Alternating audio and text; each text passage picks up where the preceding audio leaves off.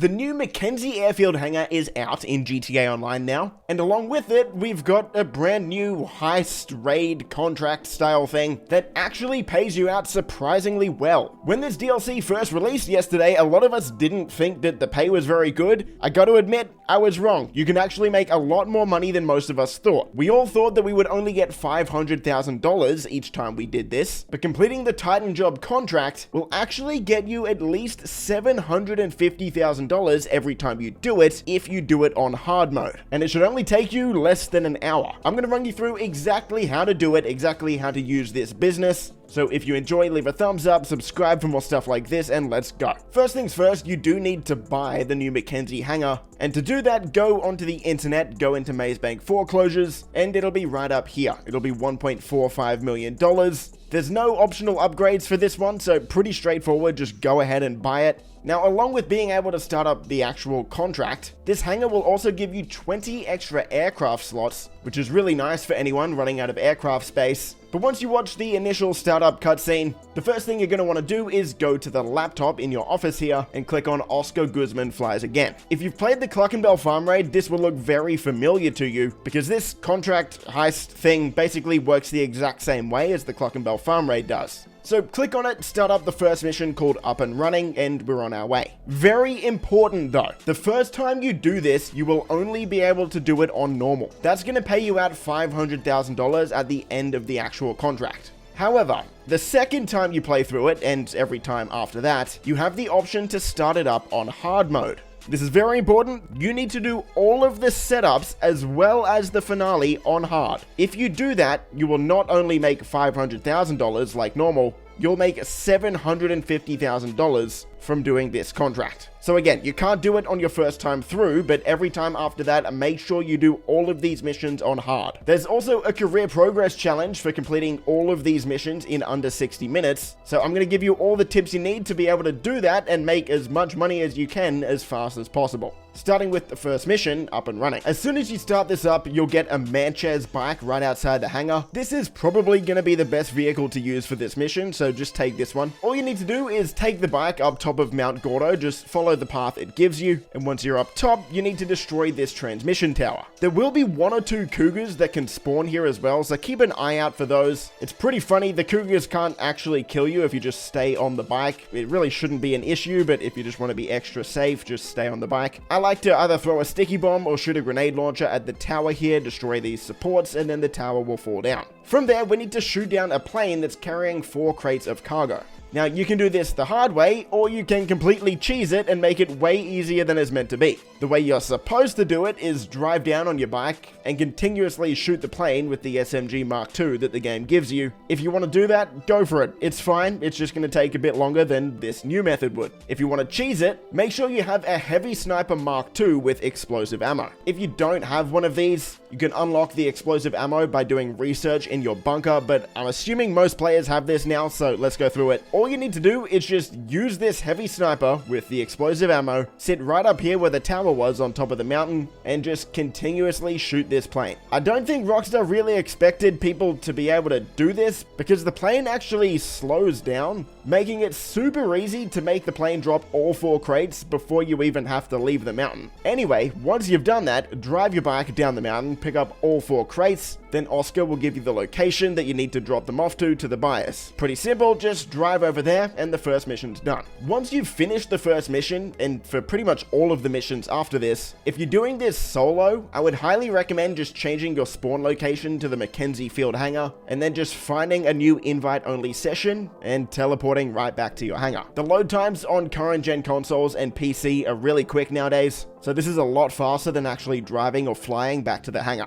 The next mission we've got is the Mogul setup, and again, don't forget to put it on hard mode when you start it up. For this one, we need to head out to a new airstrip and steal a Mogul plane. Pretty straightforward. The fastest way to get out here is just to take the plane that's on the left of your hangar as soon as you hop outside. Just fly it way above the airfield, jump out, and then parachute down. From here, all you need to do is steal one of the planes. If you want to go through and try and take out every enemy stealthy, you can do that. It doesn't make a difference. All you actually have to do is just kill the one guy next to this Mogul, then hop in, fly off, and steal the plane. From there, 3 jets will be chasing you and trying to take you out. The easiest way to not die to these guys is actually very, very easy, and that's just continuously spam the flare button over and over again. The cooldown on these is ridiculously low, and just flying in a straight line, spamming flares constantly will make sure you never get hit. What you should do is fly back to the hangar where Oscar is going to be waiting with an RPG to take out these planes. But what I've found is sometimes you actually get lucky and these planes somehow just crash into each other or shoot each other and take each other out. But if that doesn't happen before you reach your hangar, just fly slow over Oscar and let him take them out. After that, you have to go around and destroy 5 little bases. You can do this by carpet bombing them with the Mogul. Pretty simple. Again, just make sure you start your carpet bomb about a second or 2 before you actually get to the place you need to blow up, because there is a little bit of a delay on these ones. Once that's done, you can fly back to the hangar, then you can text Oscar if you want to end the mission. You do have the option to go back and get the second Mogul and bring it back to the hangar. This will just give you an extra plane to actually use in the finale if you want to, but really this is only worth it if you're playing with another person. If you're playing solo, it's not worth doing, but if you're playing with a friend, it actually is worth it, because that way you can have 2 people shooting the Titan in the finale, which means you'll get it done quicker. But again, if you're solo, just get the one and we can move on to the next mission. The next mission is called Intel. This is probably the worst one out of all of these setups, but I'll guide you through it. It should be pretty simple. Again, don't forget to put it on hard mode. First thing you need to do is head out to the drone center. If you're trying to do this under 60 minutes, make sure you call in a personal vehicle, one of your fastest vehicles preferably.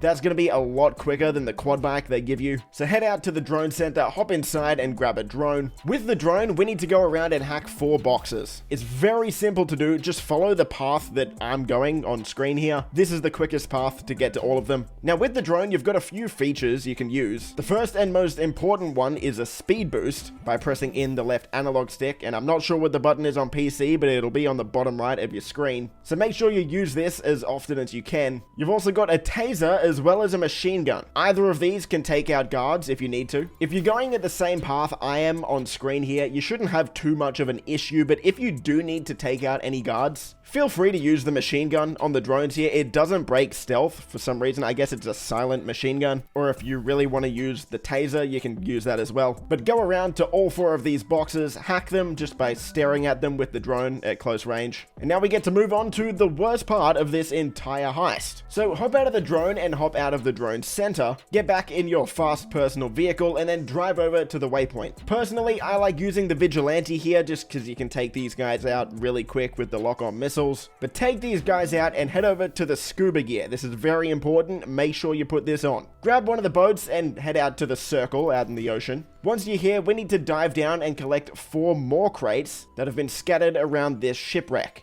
On your way down to the shipwreck, make sure you're actually looking and trying to see these crates on your way down. It can save you a bit of time. The crates we're looking for, sometimes they'll be pulsing a little bit, which will make them easier to see, but the easiest way to find them is by looking out for the red lights. They also all spawn relatively close to the shipwreck, and if you look around at some of the shipping containers that have crashed underwater here, they can be in those as well. Make sure you're only going around on the level that the ship is at. There is a rock that's above the ship. No crates will be up there. They're all on this bottom part of the water here. If you're swimming around specifically looking for a red light, it shouldn't take you too long to find all of these crates. There are also sharks in the water here, but these don't really pose too much of a threat. All you need to do is tap circle to get rid of them. Once you've got all 4 of your crates, swim back up to your boat, head back to shore, hop back in your personal vehicle, and drive back to the hangar. Mission done. The next mission is Iron Mule. Again, don't forget the golden rule, always put it on hard mode. And again, if you're trying to complete this in under 60 minutes, make sure you call in your fastest vehicle that you have. Once you get to the site, you need to plant 4 jammers at the 4 green dots. Obviously, this is very straightforward, but what's not so straightforward is the combat. For this, you're definitely going to want some kind of explosives, because you're going to have to fight helicopters and vehicles. If you have it, I recommend using a railgun or picking up one of the RPGs that are scattered around this location. They'll be on your mini-map. From there, make your way around to all of these jammers. Make sure you use snacks and armor if you need to stay alive. There will be an insurgent pickup as well, who can kind of destroy you pretty quick if you don't take them out. So make sure you take out the gunner as soon as you see him. Once you plant all 4 jammers, you'll need to kill as many enemies as you can and destroy as many vehicles as you can in order to make Eberhard call in the 4 iron mules that you're going to need to steal. Once this bar is full and you've blown up enough stuff, the helicopters are going to come in. The game will tell you to activate the signal jammers, do that, and then steal one of the helicopters. Now, you only need to steal one of these, and if you're playing solo, again, I would only recommend getting one.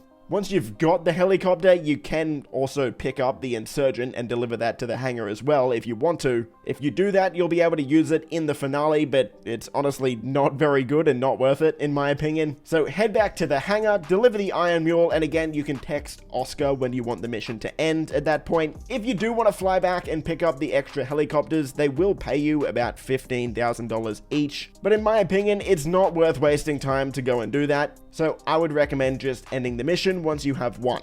One more setup mission to go, and it's the easiest one of them all, which is pretty nice. This one's called Ammunition. Don't forget to put it on hard mode, and once the mission starts, jump in the plane with Oscar. He's going to teleport you to the bottom of the map. Once you're over the helicopters here, jump out, parachute down, and jump in one of the Iron Mules. From here, we need to go steal one of the crates from the ship out here and bring it back to the drop-off. On the way over there, you can pick up one of these explosives if you want, and you can drop that on some of the people on the cargo ship out here. Not really worth it, but it's kind of cool. Once you get out to the ship, you've got some options. All we need to do here is steal the Titan 250D ammunition. That's the only required task here, but there are 3 optional crates that you can pick up if you want some additional bonuses in the finale. The first one is a heavy armor crate. This is just going to give you more health in the finale pretty much. So if you find yourself dying a lot, maybe do it, but honestly, probably not worth it. You can pick up Mogul upgrades. What this will do is change the Mogul guns in the finale from just a normal machine gun to a dual machine gun. This obviously is going to help you shoot down the Titan a little bit quicker in the finale. Honestly, the time that it takes you to go back and get this extra crate will probably take you longer than it would just to shoot the Titan down with the normal gun. So